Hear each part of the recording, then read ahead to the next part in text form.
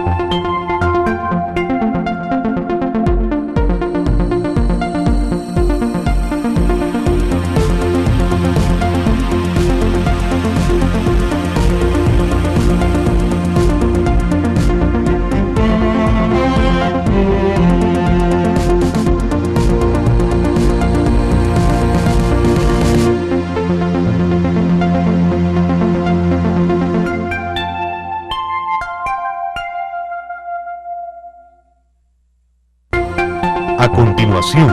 Minuto a Minuto.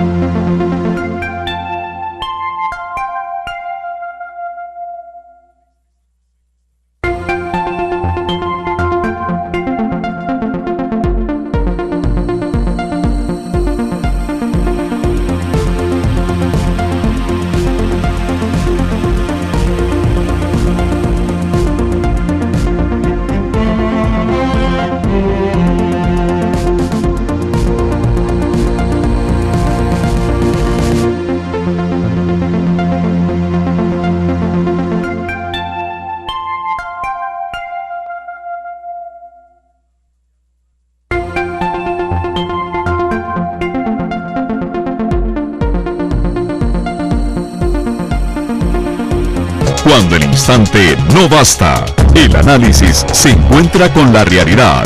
Esto es Minuto a Minuto, más allá de la noticia, por Radio Monumental. Hola, ¿qué tal? Muy buenas tardes. Les saluda Randall Rivera. Gracias por acompañarnos en Minuto a Minuto. Hoy analizaremos el tema internacional más importante de esta semana, más importante en varios meses, tal vez riñendo fuertemente con la elección del nuevo Papa Francisco y en la situación que se vive en ese momento en la península coreana, donde Corea del Norte ha aumentado ya durante los últimos días, bajo el liderazgo de Kim Jong-un, su tono belicista en contra de Corea del Sur y contra los Estados Unidos. Hoy tenemos el agrado, nos acompaña a esta hora vía telefónica, ya casi la vamos a agregar a través de Skype a la señal de Canal 2, nuestra canal de televisión abierta, la imagen de la radio, doña Nuria Marín, la analista internacional de gran prestigio, para que nos ayude precisamente a entender la verdadera gravedad de esto que está ocurriendo. El fin de semana anterior les presentábamos un análisis, por ejemplo, en redes sociales, de la personalidad de Kim Jong-un, este joven que nadie sabe cuándo nació, aunque los analistas consideran que podría tener entre 29 y 31 años, y que heredó precisamente primero de su abuelo y ahora de su padre, desde 2011, el mandato en Corea del Norte. Él, que ha sido muy crítico, ha aumentado el tono belicista contra los Estados Unidos. Irónicamente reflejábamos en ese análisis que es un gran aficionado, por ejemplo, al básquetbol de la NBA, y también que utiliza una reciente fotografía muy polémica, por cierto, un teléfono inteligente que salió a su derecha y que las empresas de telefonía mundiales salieron corriendo a informar, no que el teléfono era de ellos, sino que el teléfono no era de ellos. Y además hacíamos una similitud de que precisamente en Corea del Norte se cambiaron algunas reglas del baloncesto. Por ejemplo, si una canasta de 3 puntos, que vale 3 puntos en todo el lugar del mundo, ingresa sin tocar el aro, a Kim Jong-un se le antojó que valía 4 puntos para hacer el juego más divertido. Si un equipo fallaba un tiro libre, entonces perdía un punto para hacerlo más divertido para él. Y entonces reflejábamos así como además no solo maneja el deporte como una ilustración del deseo simplemente de manejar absolutamente todo, sino también que es un símil de cómo maneja también la forma de vida en ese país. Ha puesto 2 prioridades en su manejo administrativo del país y uno de ellos es precisamente el avance nuclear, pese a que todos los cables internacionales señalan que Corea del Norte está bastante afectado o le cuesta muchísimo suplir de electricidad por un lado y de alimentación también a toda su población. Doña Nuria, muchas gracias por acompañarnos a esta hora aquí en Minuto a Minuto. Cuéntenos por favor cómo interpreta usted lo que ha ocurrido en las últimas horas y prácticamente en la última semana en relación con Corea del Norte. Gracias por acompañarnos, doña Nuria. Un placer, Randall, y un placer de comentar este gran tema, que es el tema fundamental de la semana en política internacional, porque tiene en vilo a la comunidad internacional en términos de ese tono que, como usted bien señalaba anteriormente, ha venido subiendo y mandando toda una serie de mensajes que el temor, don Randall, pese a que hay una historia en términos de utilizar la retórica para lograr conquistas diplomáticas o concesiones en términos de ayuda humanitaria o levantamiento de sanciones, el temor es que se llegue a un punto de no retorno en las relaciones, porque en un contexto de guerra se sabe siempre cómo se comienza, pero es un proceso que se sale de las manos. Así que, sin duda alguna, esperanzados de que esto no pase más que ser otro capítulo en la alta retórica que utiliza hoy día un joven inexperto con pocos meses de haber llegado al poder, quien no fue educado para asumir ese liderazgo. Recordemos que Kim Jong-il había favorecido inicialmente a 2 de los hermanos de Kim Jong-un y sin embargo sorprendió al país y a la familia cuando prácticamente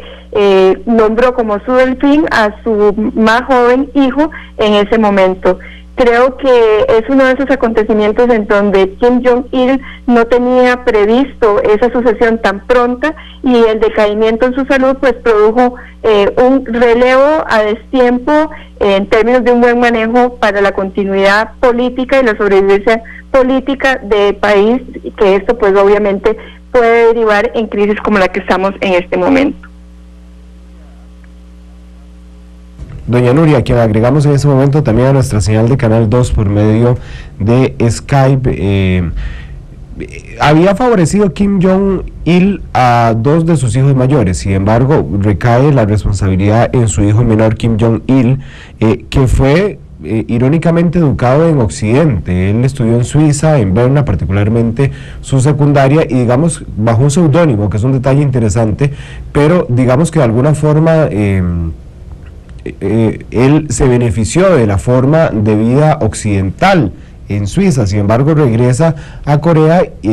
escasamente 2 años después de regresar es que asume el poder y tiene un tono todavía muchísimo más extremo que su padre, doña Nuria. Bueno, yo creo que no hay nada más peligroso que un líder que tiene que demostrar su autoridad y legitimidad de cara al poder político, y en el caso de Corea del Norte estamos hablando de un poder del ejército sobresaliente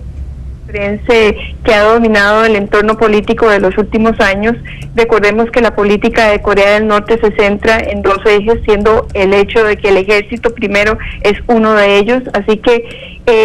el hecho de que Kim Jong-un haya sido educado en Europa, eso pues más bien agrega a su formación como líder mundial. Sin embargo, hay toda una serie de aprendizajes que deben de partir a partir de el saber para lo cual se está la persona preparando. El hecho de que los hijos mayores, que también es una nebulosa que no se ha dado tan abiertamente al mundo, eso es parte de la estrategia de un Estado totalitario, de no explicitar ni tener transparencia en las decisiones que se toman, pero se especula de que uno de los el hijo que Kim Jong-il había escogido para ser su delfín o su heredero político estuvo a las puertas de desertar de Corea del Norte, y de ahí que cayeran en una situación de desfavor con su padre, y forzó un proceso de una elección de una persona que no fue digamos preparada para este rol. Si a eso le agregamos varios elementos muy importantes, el hecho de que la juventud, que por sí misma no es un pecado, porque hay personas que han asumido roles de liderazgo a muy temprana edad, pero ¿cuál es la diferencia de los jóvenes exitosos de los no exitosos? Aquellas personas que han tenido una preparación adecuada para el rol que van a desempeñar. Y aquí es donde falla justamente la situación en Corea del Norte. Además, agreguémosle a esta situación una zona, un país que se ha quedado aislado del mundo, un país que es un resabio del contexto de Guerra Fría, porque es Corea del Norte, que surge a partir de la división de la península coreana en dos Coreas. Es Corea donde se da el primer enfrentamiento entre la Unión Soviética y los Estados Unidos en ese contexto de Guerra Fría, y mientras que la Unión Soviética se dividió y se convirtió en Rusia, y los países de Europa del Este han migrado a un sistema capitalista en donde China ha hecho importantes transformaciones, tal vez no tanto en lo político, pero sí se ha abierto el mundo con una economía abierta. Vietnam, otro resabio que en otra época era de Corea del Norte, se han incorporado al mundo, en tanto que Corea del Norte, cada paso que ha dado ha sido para un mayor aislamiento, con el agravante de tener la insistencia del desarrollo no solamente de un programa para llegar a producir capacidad nuclear, sino también va acompañado de un programa de balístico, que ese doble componente es lo que pone en jaque y en preocupación a las fuerzas de la comunidad internacional. Doña Nuria, ¿qué le ha parecido la respuesta que ha tenido la ONU y particularmente el Consejo de Seguridad a esta altura, tomando en consideración que hace unas semanas uno podría interpretar que dos de sus aliados, China y Rusia, en el Consejo de Seguridad de la ONU, con poder de veto al ser miembros permanentes, de alguna forma protegían cualquier sanción contra Corea del Norte? Sin embargo, ya ahora que Kim Jong-un eleva el tono de las amenazas, China y Rusia particularmente son críticos de la posición de Corea del Norte, pero no vemos más allá que una solicitud de diálogo de la ONU, doña Nuria. Sin duda alguna, esta ha sido una semana muy intensa, de una intensidad en manejo diplomático que no es perceptible, pero usted bien lo dice, esto es un conflicto que tiene que ver con muchos actores, no solamente Corea del Norte y con una posible agresión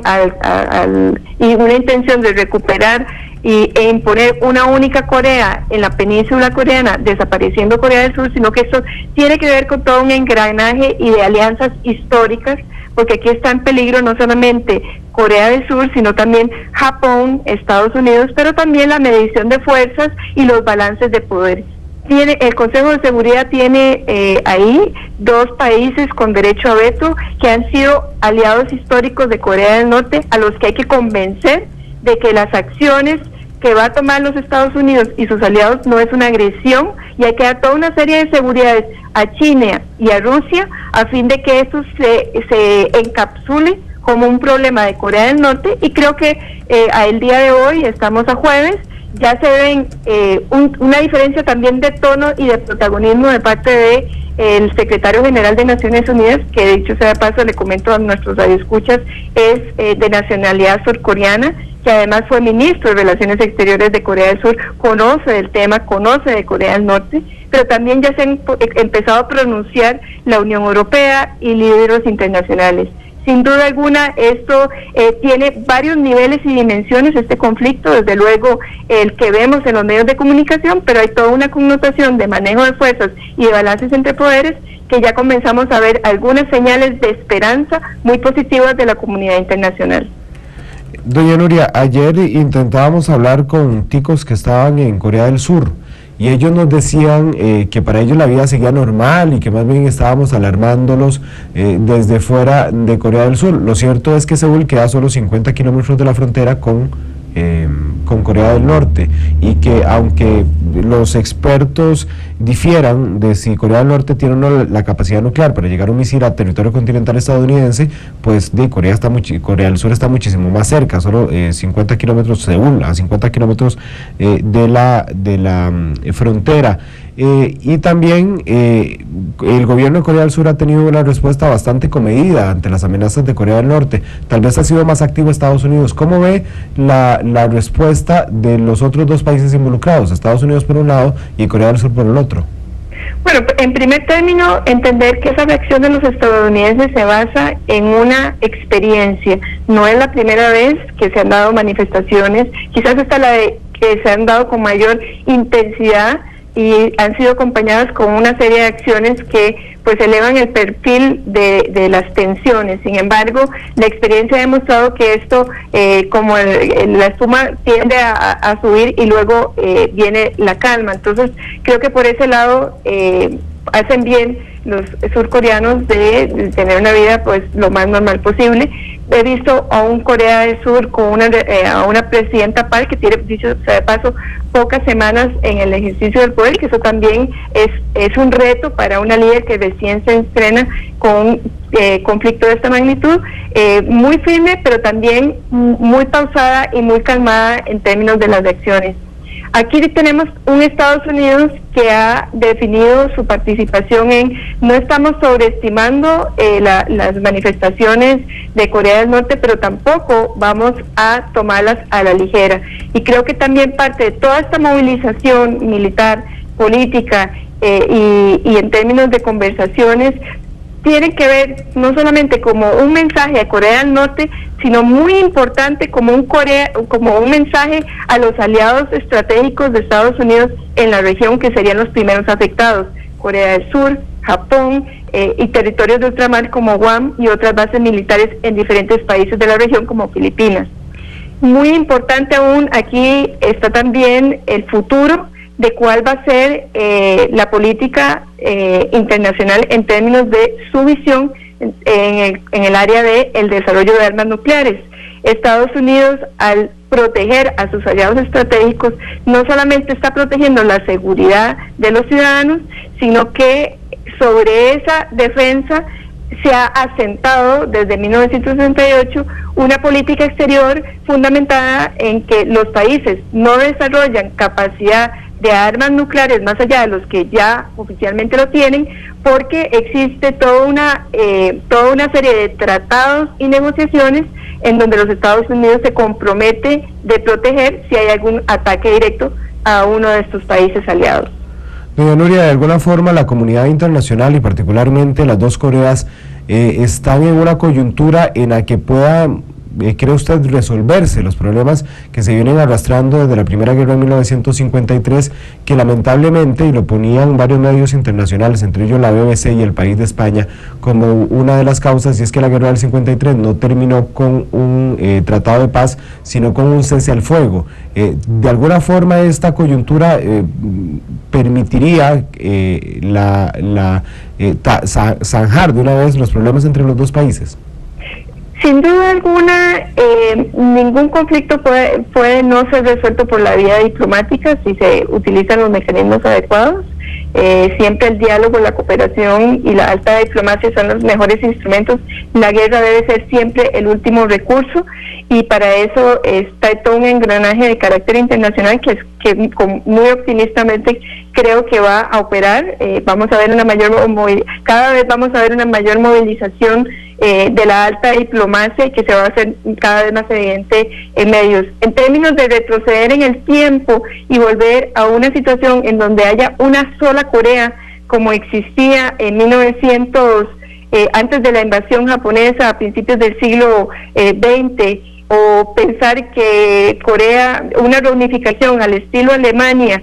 para ponerle cierre a esa división por Segunda Guerra Mundial, que originó también esa guerra de Corea del 50-53, yo francamente no la veo, no veo los elementos, las diferencias políticas, las diferencias de criterio en términos de una Corea del Norte todavía con un sistema autoritario, es violador de derechos humanos, con una economía planificada y sobre todo no hay una voluntad de migrar a un cambio de sistema político. Y pensar que Corea del Sur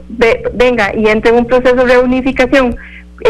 con un país en esos términos, no lo visualizo a corto plazo. Sí podrían darse algunos acuerdos, pretender un tratado de paz dentro de esta coyuntura, tratado de paz que no se ha dado en los últimos 60 años, también lo veo muy improbable, pero sí se podría llegar a buenos niveles de acuerdo en diferentes niveles, tal vez no tan drásticos pues, como un tratado o una reunificación, pero que sí para en primer término se vaya bajando el tono y se entren en conversaciones y retorne la sensatez. Doña Nuria, decía el diario ABC Español el fin de semana que la mejor imagen de la diferencia entre los dos pueblos era una fotografía nocturna aérea, donde uno veía por un lado a Corea del Sur fulgurante de luces y de tecnología y Corea del Norte en casi oscuridad total, tomando en consideración los desabastecimientos programados que tiene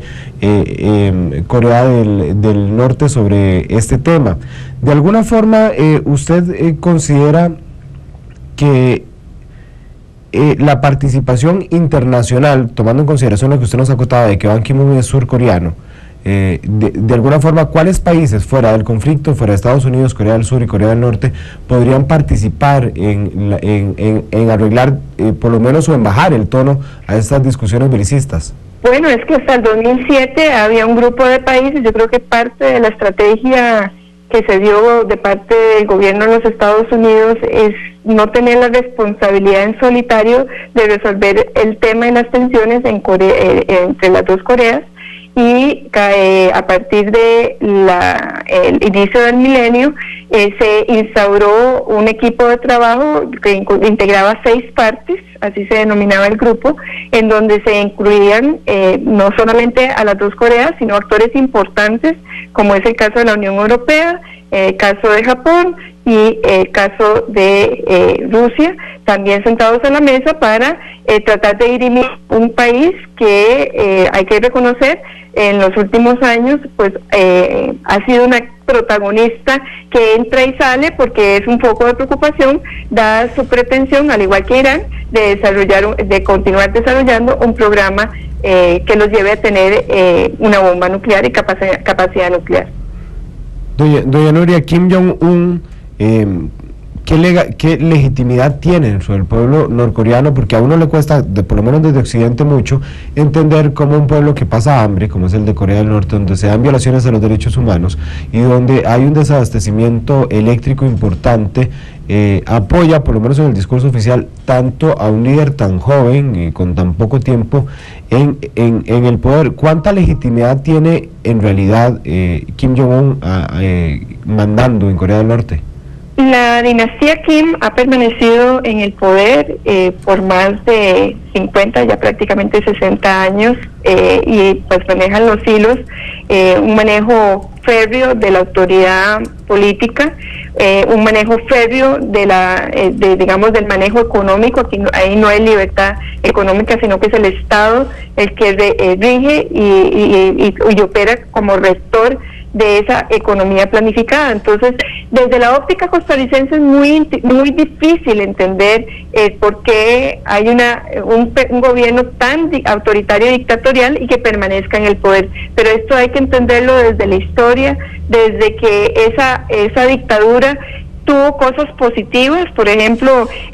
paradójicamente, Corea del Norte tuvo un mejor desempeño en términos industriales que Corea del Sur, que permaneció después de los años 40 más agrícola. Sin embargo, a partir del 70 se da un cambio importante en Corea del Sur, y Corea del Sur en estos momentos es una de las economías emergentes pues con mayor protagonismo y con un gran liderazgo, no solamente en términos de generación de riqueza, sino que es un referente en el tema de la innovación en un siglo que es el siglo del conocimiento. Entonces, si vemos que hay que Corea del Sur se ha disparado disparado en términos de bienestar, afianzamiento de su democracia, bienestar para su población, en tanto que Corea del Norte permanecía rezagada. Sin embargo, vea usted que no es muy diferente el caso de Corea del Norte en términos de la población y de la falta de libertades políticas que un país como Cuba, que no se ha abierto al mundo. La diferencia entre uno y otro es que Corea del Norte ha insistido en permanecer o mantenerse como protagonista y manteniendo un rol estratégico en la comunidad internacional a partir de la amenaza del uso de la fuerza y la amenaza del desarrollo de capacidades nucleares. Doña Nuria, para el cierre, ¿qué prevé usted para las próximas horas? Nos decía hace unos momentos que vamos a ver una actividad más fuerte de la alta diplomacia, pero ¿qué puede pasar en las próximas horas esta semana? ¿Qué puede pasar con el conflicto? Mire, en estas situaciones es difícil y de mi parte sería irresponsable poder anticipar en una tabla de tiempos qué es lo que va a suceder. Sin embargo, soy una ferviente creyente de que la comunidad internacional tiene las herramientas y tiene las capacidades para llegar a un entendimiento, bajarle el tono, y ese debe ser el punto de partida para hacer cesar la raíz misma de este conflicto, recuperar esas conversaciones de 6 partes que se interrumpieron a partir del 2007 y ver, ojalá, que en unas semanas donde podamos conversar y decir cuánta razón tenía Einstein cuando decía que las crisis también pueden ser oportunidades. Doña Nuria, le robo un minuto más, nada más para hacerle una consulta. Ayer cuando anunciábamos que Corea del Norte había aprobado un ataque nuclear en los Estados Unidos, la mayoría de gente en redes sociales decía, perro que ladra no muerde, refiriéndose a Kim Jong-un. ¿Para ustedes estamos ante un peligro real de guerra o más bien ante como lo decía usted al principio, ante un joven mandatario que necesita probar su autoridad? Yo sigo creyendo que es la utilización de mecanismos de retórica que se le ha elevado muchísimo el tono, que el problema de este tipo de actuaciones es que se salga el proceso de las manos. Soy optimista por naturaleza, pero no puedo dar garantías. Yo creo que al final de cuentas esto, y ya veo, digamos, señales muy positivas en términos de la actitud de Corea del Sur, que es firme, pero también ha sido muy prudente en las reacciones de esta presidenta. Un Estados Unidos que no ha subestimado las manifestaciones, pero que con sus movilizaciones también manda importantes mensajes, no solo a Corea del Norte, sino a China, a Rusia, a Corea del Sur, a Japón, en diferentes líneas, ¿verdad? Y el hecho de que China y Rusia, en las últimas horas se habla de una Rusia también haciendo un llamado a Corea del Norte, esto le manda mensajes a Kim Jong-un, quien depende económicamente en gran medida por el intercambio comercial que se mantiene con esas 2 naciones que son las últimas, son las aliadas más importantes. Esos son mensajes que trascienden la diplomacia, pero que sí son mensajes de llamados a bajar el tono y ya a sentarse a negociar. Doña Nuria, muchas gracias. La estaremos molestando en todos nuestros servicios informativos a lo largo de los próximos días para entender cada uno de los pasos diplomáticos que siguen a esta crisis en la península coreana. Gracias, doña Nuria. Un placer. Gracias a doña Nuria Marín, analista internacional, que nos acompañaba así en esta análisis de lo que está ocurriendo allá en Asia. Los esperamos mañana aquí en Minuto a Minuto en un nuevo programa. Que tengan todos una feliz tarde. Cuando el instante no basta, el análisis se encuentra con la realidad. Esto fue Minuto a Minuto, más allá de la noticia, por Radio